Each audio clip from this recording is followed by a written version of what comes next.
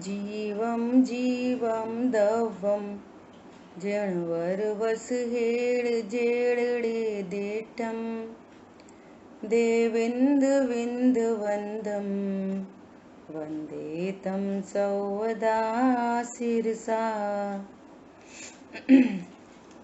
द्रव्य संग्रह जी ग्रंथ और 30 नंबर गाथा के अंतर्गत अपनी चर्चा चल रही है।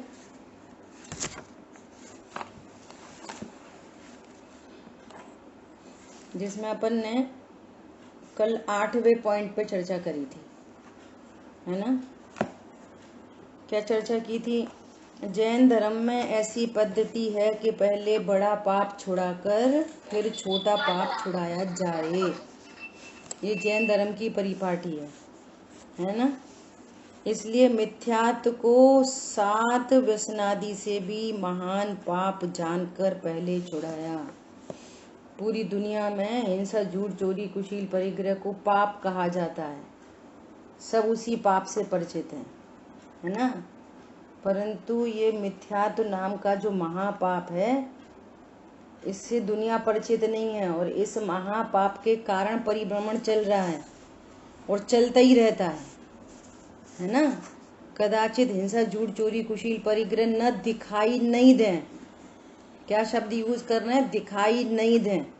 सत्ता में तो सब पड़ा है, कदाचित दिखाई नहीं दे और अकेले शुभ भाव दिखाई दें तो भी संसार परिभ्रमण नहीं छूट सकता नहीं। इसलिए क्या कह रहे हैं? इस मिथ्यात्व शत्रु का अंश भी बुरा है। इसलिए पाप के फल से जो डरता हो तथा अपनी आत्मा को दुख समुद्र में नहीं डुबाना चाहता हो, वह जीव इस मिथ्यात्व पाप को अवश्य छोड़े। ये उपदेश है आचार्य भगवान का कि मिथ्यात्व महापाप को अवश्य छोड़े।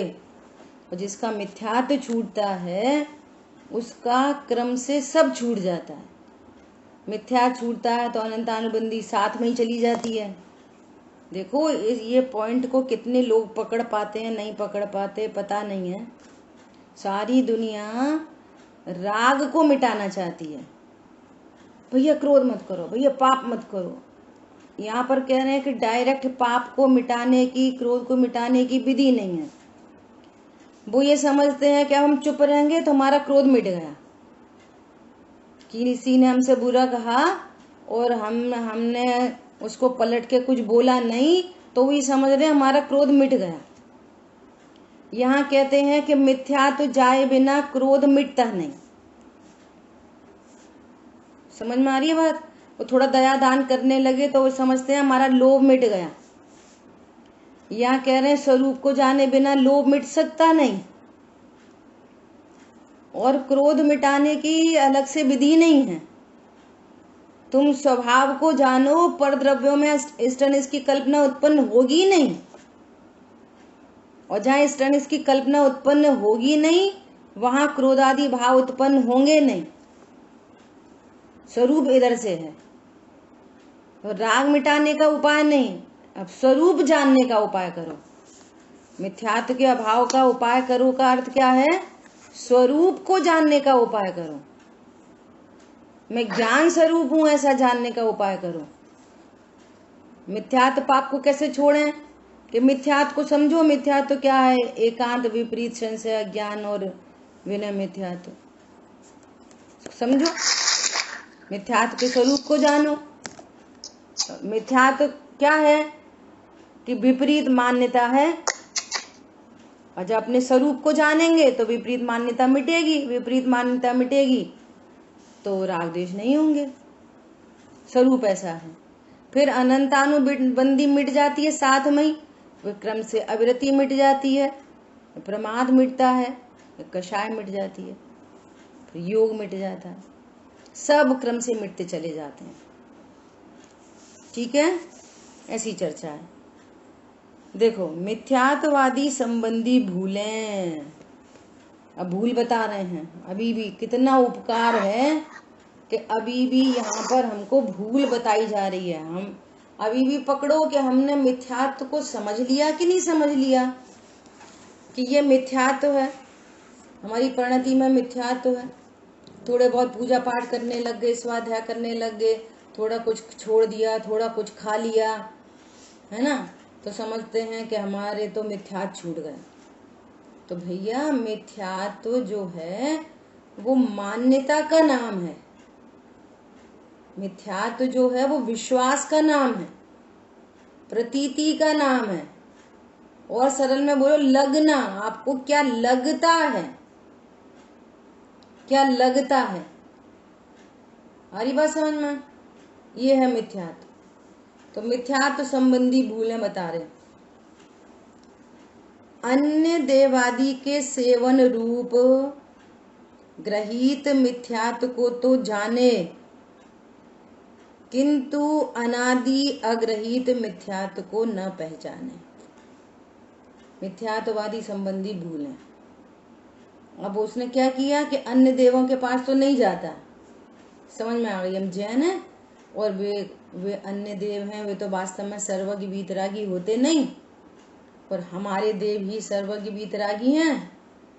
सो कहीं नहीं जाए बाहर, कभी उनको उनकी विनय नहीं करे, उनके लिए झुके नहीं, है ना, कोई लोभ लालच से कुछ काम नहीं करे, अपन से तो अच्छे हैं ये विचार करके भी कुछ काम नहीं करे, किंतु अनादि अग्रहित मिथ्यात्व को नहीं पहचाने, अपने को स्त्री पुरुष जाने। समझ में आ रही है बात? अन्य देवादि का सेवन तो नहीं करे, परंतु अग्रहित तो समझ ले मैं तो धर्मात्मा हो गया, परंतु अपने बारे में क्या लगता है, मैं कौन हूं, क्या लगता है, ऐसे लगता है मैं स्त्री पुरुष हूं, मैं पत्नी बच्चों वाला हूं, मैं सबको संस्कार देता हूं, मैं लोगों को पढ़ाता हूं, ऐसा जाने। क्या बोल रहे हैं कि अनादि अग्रहित मिथ्यात्व को तो पहचानता नहीं, कुछ ग्रहित मिथ्यात्व का त्याग हो जाए तो समझता है कि हम तो सम्यक दृष्टि हो गई। ठीक है, अब देखो बहुत गजब की बात आ रही है सेकंड पॉइंट में, बहुत समझने की बात है, कितना समझ में आया बताना। बाह्य तरस स्थावर की हिंसा को तथा इंद्रिय मन के विषयों में प्रवृत्ति को तो अविरति जाने। वो चर्चा आ गई ना, अपनी पिछली क्लास में चर्चा हो गई अविरति में। अविरति का अर्थ इतना अकेला नहीं है कि बाहर में किन्हीं जीवों की हिंसा नहीं हो, वो तो मजबूरी है, अविरति को बाहर से बताते हैं। सो इसने त्रस स्थावर की हिंसा का त्याग कर दिया। कोई जीव इतनी सावधानी से सब कार्यक्रम चलने लगा कि त्रस स्थावर जीव की बुद्धि पूर्वक कोई हिंसा नहीं हो, और इंद्रिय और मन की प्रवृत्ति है ना, तो अब इंद्रियों से, पांचों इंद्रियों से कोई फालतू टीवी फ्रिज कूलर नहीं, कोई व्हाट्सएप फेसबुक नहीं, और मन में भी हर समय भगवान अरन सिद्ध अरन सिद्ध अरन सिद्ध, किसी दूसरे के बारे में कोई फालतू विचार नहीं करे। पॉइंट समझ में आ रहा है? परंतु हिंसा में प्रमाद प्रणति मूल है, और प्रमाद किसको कहा था? स्वरूप में को जानने के लिए तो असावधान है। जैसे पंचम गुण स्थानवर्ती जीवों को त्रस हिंसा का एक देश त्याग हो जाता है, इंद्रिय मन की विषयों की प्रवृत्ति का त्याग हो जाता है, सो उनको अविरति का त्याग हो गया, तो ऐसी डॉट टू डॉट इसको भी हो गई बाहर से। लेकिन उनको तो सम्यक्त है, और उनको तो सम्यक्त के साथ में दूसरी कषा का भी अभाव हुआ है, सो थोड़ा सा प्रमाद भी मिट गया है। अभी तो मुनिराज को प्रमाद कह रहे हैं, है ना, छठवें गुण स्थान में, और पंचम गुण स्थानवर्ती अनुवृत्ति हो गया, तो उनका थोड़ा सा प्रमाद मिट गया है, स्वरूप में सावधान है, और उस सावधानी में दो दो कषा का अभाव हुआ है, सो वो तो जानता नहीं। और विषय सेवन में अभिलाषा मूल है, अब विषय सेवन तो है नहीं, है ना, और अभिलाषा तो बनी हुई है। पॉइंट सब पकड़ में आया? एग्जाम्पल ले रहे हैं, कैसा एग्जाम्पल? जैसे किसी ने ब्रह्मचर्य धारण कर लिया, एग्जाम्पल है, समझने के लिए है बस। अब ब्रह्मचर्य धारण कर लिया और दुनिया में प्रसिद्धि हो गई, ये ब्रह्मचारी हैं, परंतु अभिलाषा नहीं, स्वभाव का आश्रय नहीं हुआ ना। मान लिया सम्यक दर्शन नहीं हुआ, अनंतानुबंधी भी नहीं गई, तो अभिलाषा तो बनी रह गई। तो बाहर अकेला अकेला स्त्री सेवन को छोड़ देना, ये तो ब्रह्मचर्य नहीं है। ब्रह्मचर्य तो ब्रह्म स्वरूप में चर्या का नाम ब्रह्मचर्य है। सो ब्रह्म स्वरूप में तो चर्या नहीं हुई, और विषय सेवन की अकेला बाहर से दिखाई दे रहा है कि कोई विषयों का सेवन नहीं है, लेकिन अंदर में तत्व ज्ञान के बिना अभिलाषा तो बनी रह गई। सो इसको अविरति के बारे में भी अब कुछ अता पता नहीं। देखो फिर से पढ़ते हैं। बाह्य त्रस्य स्थावर की हिंसा को तथा पंचेंद्रीय विषय के मन में प्रवृत्ति को तो अविरति जाने। सो इतनी अकेली बाह्य में कुछ हो जाने का नाम तो अविरति नहीं है। अविरति किसका नाम है? जीव के परिणाम का नाम है। परिणाम में, जीव के परिणामों में दूसरी कषाय का टूट जाना। अनंतानुबंधी तो सम्यक दर्शन के साथ चली गई, और स्वभाव के आश्रय से दूसरी कषाय का भी अभाव हो तो उसकी अविरति मिटी, और जिसकी अंदर में अविरति मिटती है तो बाहर में उसको भाव नहीं होते, तो बाहर की तरफ से चर्चा की जाती है। तो इसने अकेला बाहर से सुन के और छोड़ दिया, और ये समझ रहा मेरे तो कोई अविरति नहीं है। दुनिया में, समाज में भी लोग ऐसे ही करते हैं। क्या करते हैं कि जैसे मान लिया अभी पर्व चल रहे हैं, या अष्टमी चतुर्दशी का पर्व हुआ है ना, तो कोई ने मान लिया 2 हरी रखी है ना, और एक ने एक भी हरी नहीं रखी, तो हमें क्या दिखाई देगा? और साथ में उसने रस परित्याग भी किया है। सोचो, संडे का भी दिन हो और एक तो 2 हरी ले रहा हो और दूसरा एक भी हरी नहीं ले रहा, और साथ में नमक का भी त्याग है, तो हमें कौन ज्यादा संयमी दिखाई देगा? बोलो। बाहर से चरणानियों की शैली में उसकी प्रशंसा भी कर दी जाएगी, और हमको भी हाँ ये बात तो सही बात, देखो इन्हें हरी भी नहीं खाई, वो भी नहीं खाई। और उल्टा अर्थ नहीं निकालना। पॉइंट समझ में आ रहा है? तो भी क्या बोल रहे हैं कि इतना मात्र अविरति नहीं है, ये बता रहे हैं। टोडरमल जी की भाषा में बोलो, तुम इतना करते हो तो शाबाश। जो इतना भी नहीं करते वे कहते इससे कुछ नहीं होता, इससे कुछ नहीं होता। तो भैया खाने पीने से क्या होता है? वो डायरेक्शन दूसरी चली गई। यहाँ तो अपन को अविरति का भाव समझना है।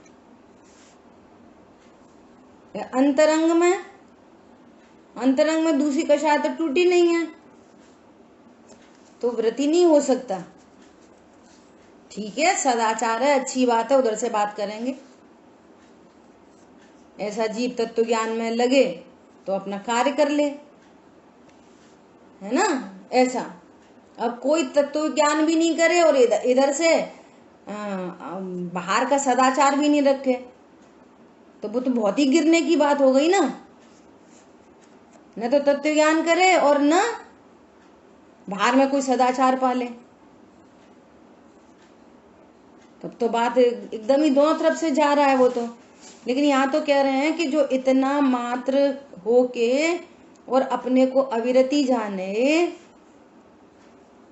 कि मेरी तो अविरति छूट गई है, ऐसा जाने, तो वो ये मिथ्यात्व के बारे में उसको सच्चा श्रद्धा नहीं है, सही बात पता नहीं है। यहाँ पर टाइटल क्या था? मिथ्यात्व संबंधी भूल। ये भूल है उसकी अविरति के बारे में। तो मिथ्या दृष्टि जीव है, ये सम्यक दृष्टि नहीं। जे मिथ्या दृष्टि जीव नहीं है। बात ये चल रही है कि हम समझें, हमारे लिए बात चल रही है कि हम ये जाने कि मिथ्यात्व का क्या स्वरूप है, अविरति का क्या स्वरूप है, कषाय का क्या स्वरूप है, योग क्या क्या स्वरूप है, ये 5 भेद बता रहे हैं ना आश्रव के, तो उन आश्रव के 5 भेदों का स्वरूप हम जाने, हमारे को अविरति के बारे में कोई अज्ञानता नहीं रह जाए, हम अपने परिणामों को देखकर हमें ये पता चले कि अरे यहाँ मिथ्यात्व है, यहाँ अविरति है, यहाँ कषाय है, ये छोड़ने योग्य परिणाम है। अपनी बात चल रही है। सबसे पहला पॉइंट किसके बारे में था? मिथ्यात्व के बारे में, कि कुदेवादी के पास नहीं जाए, लेकिन अग्रहित मिथ्यात्व के अभाव का उसको कोई लेना देना नहीं है। वो तो ये समझ गया कि मैं तो बस इतना सब करता हूं, तो बस मैं तो हो गया सम्यक दृष्टि, मुझे कोई मिथ्यात्व के अभाव की जरूरत नहीं है। अब अविरति के बारे में गलती बता रहे हैं, फिर प्रमाद के बारे में गलती बताएंगे, फिर योग के बारे में गलती बताएंगे, कषाय के बारे में गलती बताएंगे। ये भूल निकालनी है, हमको समझना है कि यदि हम खुद ऐसा करते हैं, अरे हम तो समझ रहे थे कि ये तो हमारे व्रत है, 10 लक्षण पर्व में क्या करोगे कि व्रत करेंगे, तो क्या करेंगे व्रत करके कि ऐसा खाएंगे और ऐसा नहीं खाएंगे। तो भैया व्रत इतने मात्र का नाम व्रत नहीं है, स्वरूप को जानने की चेष्टा करना, तत्व ज्ञान करने की चेष्टा करना, 7 तत्वों का भली भांति निर्णय करना, डॉट टू डॉट। वो जो हो रहा है वो ठीक है, परंतु उतना मात्र व्रत नहीं है। व्रत तो स्वभाव के सन्मुख परिणति से जो आनंद प्रकट होता है, अतीन्द्रिय आनंद, उसका नाम व्रत है। सर्किल्ड परिणति व्रत, सर्किल बना लिया आत्मा के चारों ओर, सर्किल्ड परिणति का नाम व्रत है। ये कहना चाह रहे हैं। तुमने क्या करे? हाँ, हमने तो पूरे 10 दिन का व्रत किया। तो क्या किया व्रत में? अरे हमने आत्मानुभव किया। आत्मानुभव नहीं कर पाए तो हमने तत्व निर्णय किया। तो तुम्हारी ये व्रत की तैयारी, तुम व्रत के बारे में रॉन्ग नॉलेज होने से तैयारी भी नहीं कर पाओगे, और एक भ्रम उत्पन्न हो जाएगा कि हमने व्रत किया था। पॉइंट समझ में आ रहा है? कोई हाँ ना तो बोला करो।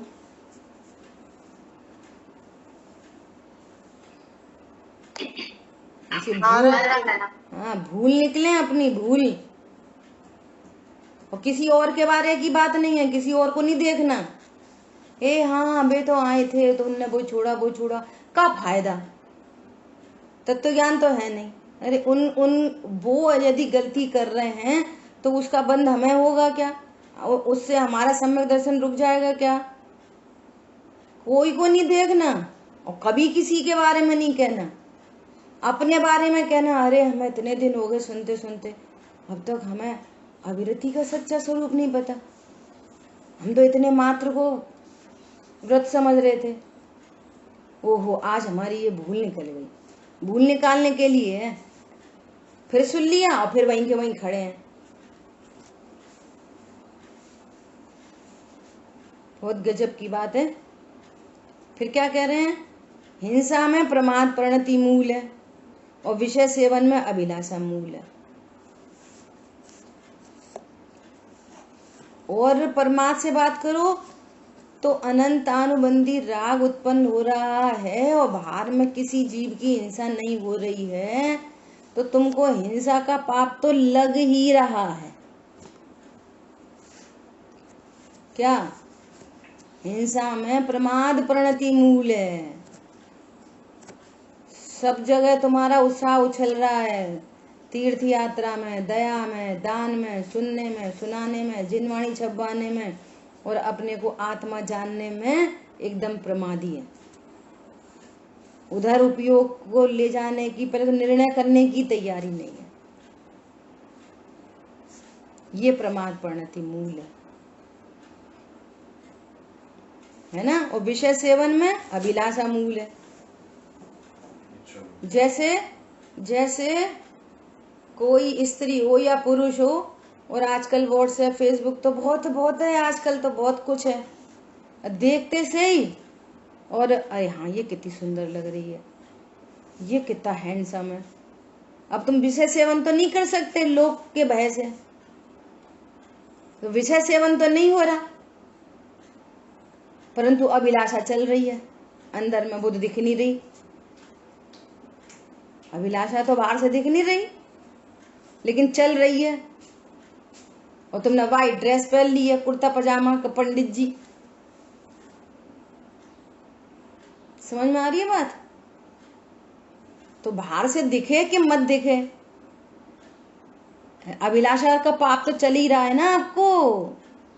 उनको नहीं पता चली उस दिन हमने ऐसा ऐसा किया, उनको किसी को नहीं पता चली, तो मत पता चलने दो किसी को।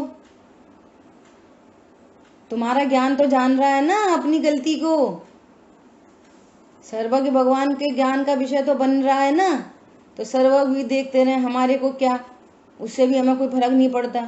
और हम तो हमारे बारे में गलत को भी सही कहते हैं, गलती नहीं वो तो इसलिए हुआ था, अरे वो तो ऐसा हो गया था। गलती को छिपाने वाले की गलती कभी नहीं सुधर सकती, कभी भी नहीं। गलती मिटने की शुरुआत गलती के सत्य ज्ञान से होती है। जो गलती का सत्य ज्ञान नहीं कर सकता उसकी गलती कभी नहीं मिट सकती, नेवर। नेवर मतलब जब स्वीकार करेगा तब से सुधरेगी, ऐसा नहीं कि 3 काल में कभी नहीं सुधरेगी। अभी फिलहाल नहीं सुधरेगी, स्वीकार करने लगेगा ना जिस दिन से, उस दिन से शुरुआत हो जाएगी सुधरने की। फिर भले ही टाइम लगे लेकिन सुधर जाएगी।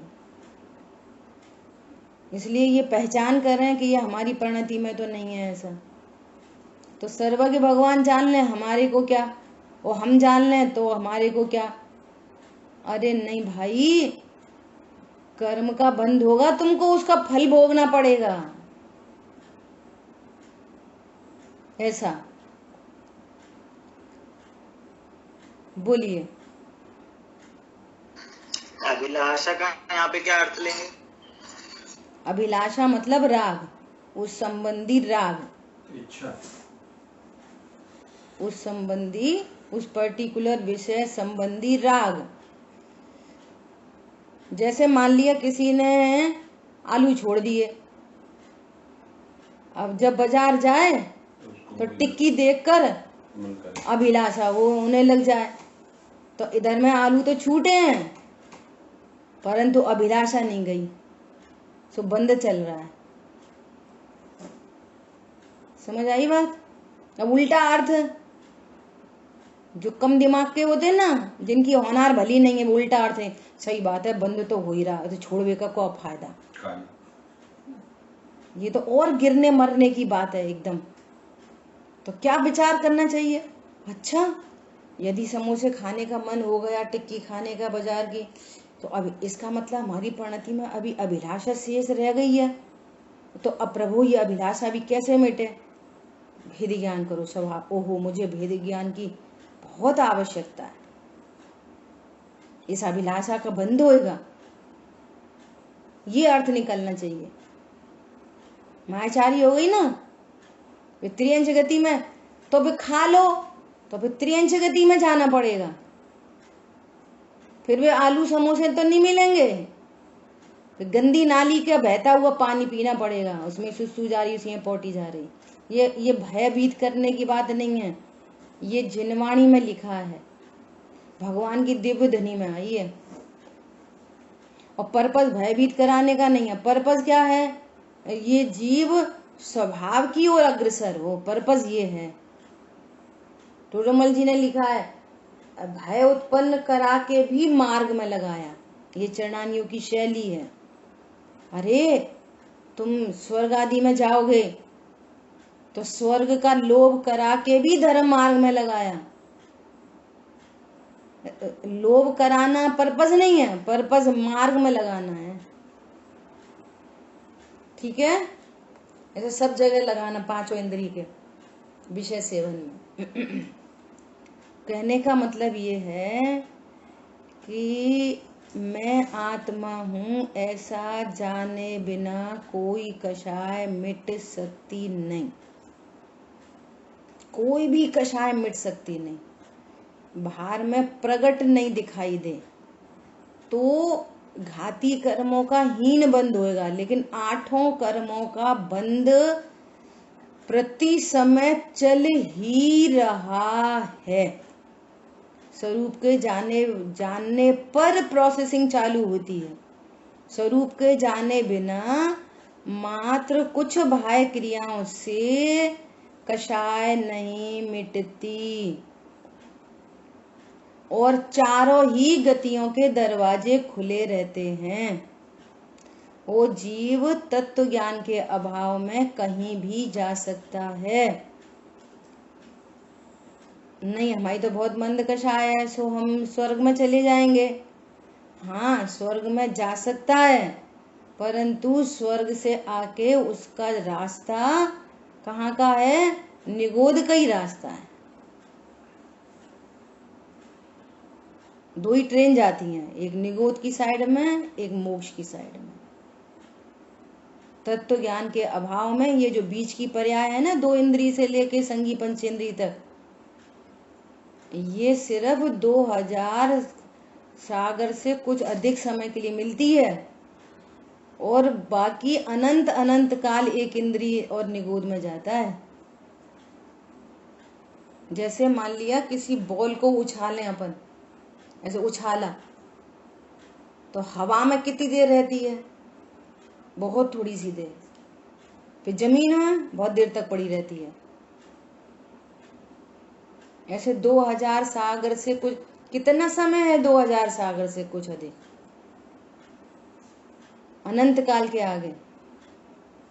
उसमें 2 इंद्र, पूरी सारी 2 इंद्री, 3 इंद्री, 4 इंद्री, 5 इंद्री, संगी असंगी, सारी पर्याय सिर्फ इतने काल की होती हैं। उसमें संगी पंचेंद्री मनुष्य कितने साल का? 50, 60, 70 साल, बस खत्म। बोलो।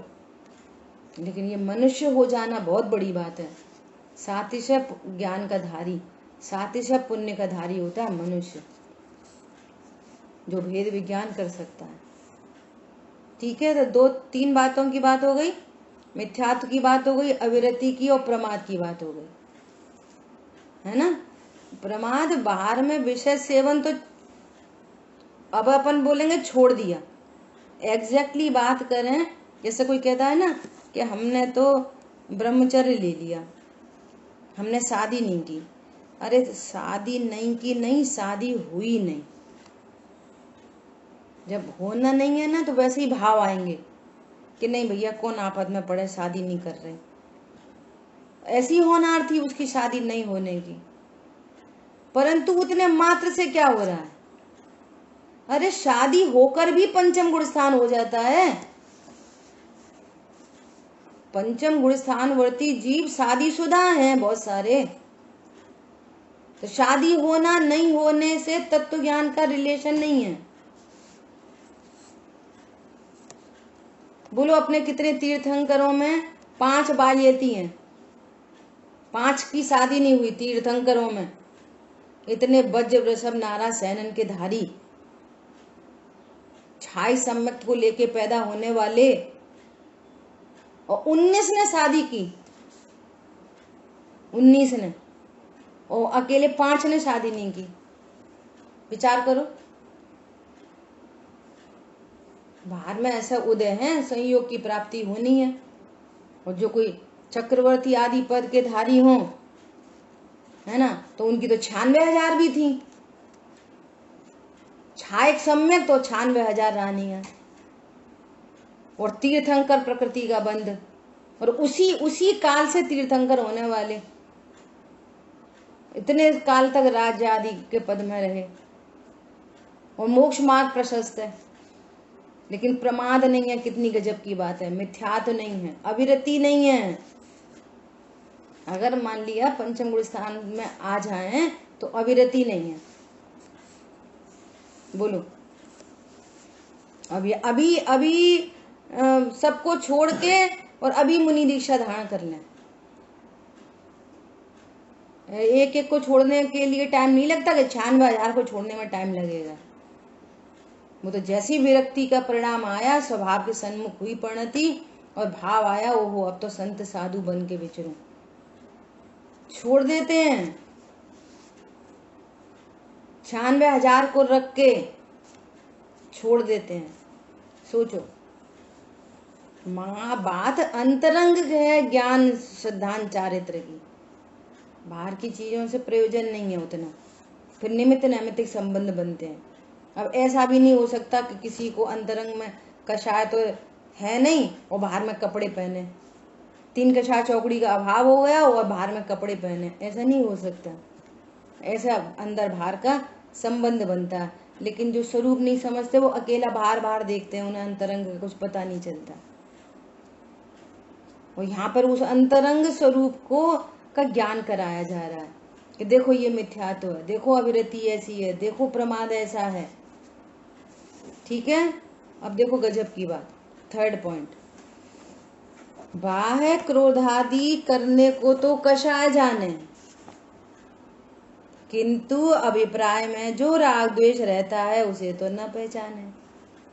अभी चर्चा की थी ना कि सब लोग कहते अरे तुम तो स्वाध्यायी हो, इतना क्रोध करते हो, इतना क्रोध करते हो। तो अब ये विचार बना लेता है क्या, अब हम क्रोध नहीं करेंगे, और वैसा कर्म का उदय हो जाए तथास्तु, तो फिर क्रोध कहो होए नहीं। अब अपने को या फिर बोले कि नहीं अब तो मौन रहेंगे, चुप रहेंगे, चुप रहेंगे। तो भैया चुप रह जाने से थोड़ी कोई कषाय मिट जाती है। बाहर में कोई कषाय नहीं दिखे तो भी कषाय नहीं मिटती। पेड़ को कहाँ कषाय मिटी है, कोई कषाय नहीं दिख रही। तो फिर कषाय किसका नाम है कि अभिप्राय में ये पर पदार्थ अच्छा है और बुरा है, ये तुम्हारी मान्यता तो मिटी नहीं है, तो क्रोध कैसे मिट जाएगा। क्या बोला, अभिप्राय में पर पदार्थ अच्छे बुरे लग ही रहे हैं और क्रोध मिट जाएगा। क्रोध कब उत्पन्न होता है, क्रोध तत्व ज्ञान के अभाव में, जब पर पदार्थ इष्ट अनिष्ट भाषित होते हैं तो क्रोध उत्पन्न होता है। अब तुम्हें बाहर का क्रोध तो दिखाई नहीं दे रहा, और आप किसी के ऊपर प्रकट भी नहीं कर रहे हो, है ना। वैसे भाषा वर्ण का परिणमन नहीं हो ना, होठ दंत तालु वैसे हिलने नहीं है क्योंकि मौन ले रखा है। लेकिन अंतरंग में तो पर पदार्थ बुरा ही लग रहा है ना। क्या बोला, वे बहुत बुरे हैं। उनने एक बार हमसे ऐसे कही थी, अपन तो भैया कुछ कहते नहीं हैं, अपन तो मौन रहते हैं। तो इष्ट अनिष्ट न कोई जग में मात्र ज्ञान के गेय हो, उसको क्रोध उत्पन्न नहीं हो। जो अपने को भगवान आत्मा जाने, बोलो मेरा अनिष्ट करने वाला कौन है, अपने को देह से देखे, अपने को देह से देखे और क्रोध मिट जाए, ऐसा पॉसिबल नहीं है 3 काल में। अपने को स्त्री पुरुष देखे और क्रोध मिट जाए। पता है ये हमने ऐसे देखी, कभी हमने उन्हें गुस्सा करते ही नहीं देखा। तो सुनो, बाहर में गुस्सा करते नहीं देखा, बाहर में क्रोध के शब्द नहीं थे, बाहर में क्रोध रूप भाव भंगिमा नहीं थी, परंतु अंतरंग में तो रागी द्वेषी ही है। समझ में आ रही है बात। अभिप्राय में जो राग द्वेष रहता है, अपने ज्ञान स्वरूप को जानकर कोई पर पदार्थ मेरे लिए इष्ट अनिष्ट नहीं है, बस ज्ञान में झलकते मात्र हैं, और उन गेयों से मैं अप्रभावी हूँ, वे गे मेरे में कुछ अच्छा बुरा नहीं कर पाते, ऐसा स्वरूप जाने तो उसका क्रोध मिटे। ऐसे तो क्रोध मिट नहीं सकता। और ये बाहर का क्रोध मिट गया तो समझ रहा है कि मेरे को कषाय नहीं है। ठीक है, ये क्रोध की बात हो गई, कषाय की बात हो गई। मिथ्यात्व, अविरति, प्रमाद, कषाय, 4 पॉइंट की बात हो गई।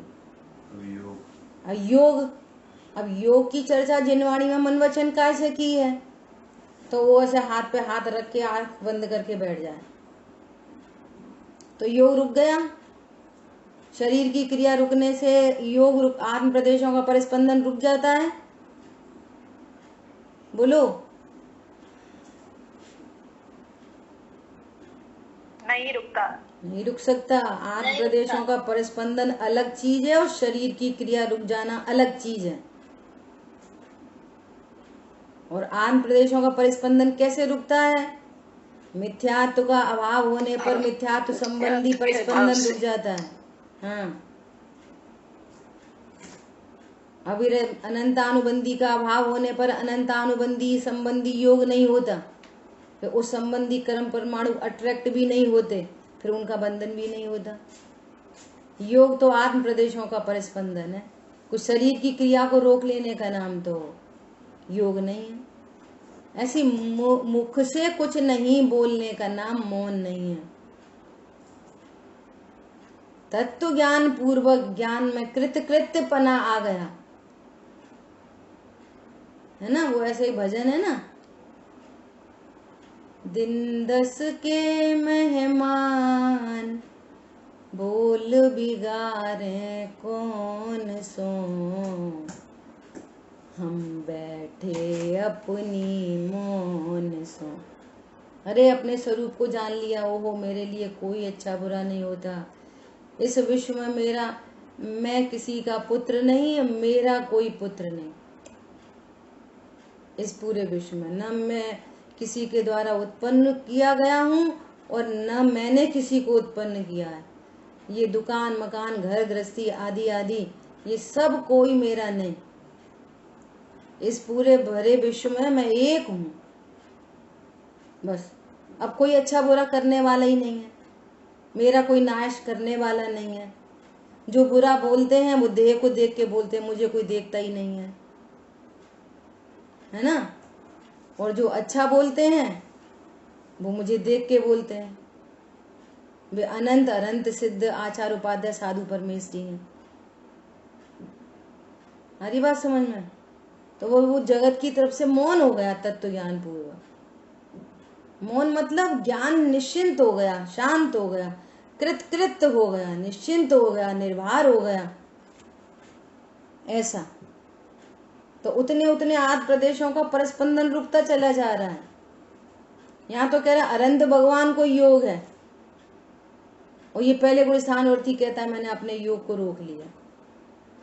तो कह रहे हैं बाह्य चेष्टा को तो योग समझे किंतु शक्ति भूत योगों को न जाने। शक्तिभूत योग ये जो चर्चा चल रही है कि आन प्रदेशों का परिस्पंदन जो शक्ति है उसमें मिथ्यात्व संबंधी विपरीत परिणाम है, तो उस संबंधी शक्ति है आन प्रदेशों के परिस्पंदन करने की। अविरति संबंधी, कषाय संबंधी, प्रमाद संबंधी, ये सब मिटेंगे तो योग रुकेगा। अब वे सारे के सारे परिणाम है। तुमने शरीर की क्रिया रोक ली, तुम समझ रहे कि हमारे योग मिट गया है ना। इस प्रकार आश्रमों के स्वरूप को अज्ञानी जीव अन्यथा जानता है। बोलो, हम सब आश्रमों के स्वरूप को सही जानते हैं कि अन्यथा जानते हैं? बोलिए।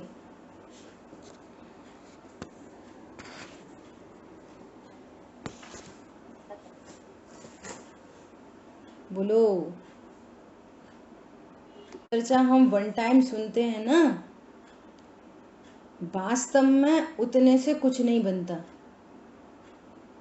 कार्यक्रम ऐसा है कि जैसे अभी इतनी चर्चा हो गई ना, अब आप 10 मिनट 15 मिनट 20 मिनट ये वापस जिनवाणी उठा के इसकी वापस तैयारी करो, तो वो आपकी प्रॉपर्टी बनेगी, तो आपकी विपरीतताएं मिटेंगी। यही करने योग्य है, यही करने लायक है, इसी से कुछ बात बनेगी, नहीं तो नहीं बात बनेगी। ठीक है। तो अब जितनी भी भूलें हैं वे सारी भूल मिट जाएं, ऐसी मंगल भावना से अभी विराम लेते हैं। जिनवाणी के ज्ञान से सूझे लोकालोक, सोवाणी मस्तक नमो सदा दे तुम दो। बोलिए द्वाशांगमयी जिनवाणी माता की जय। जय जिनेन्द्र।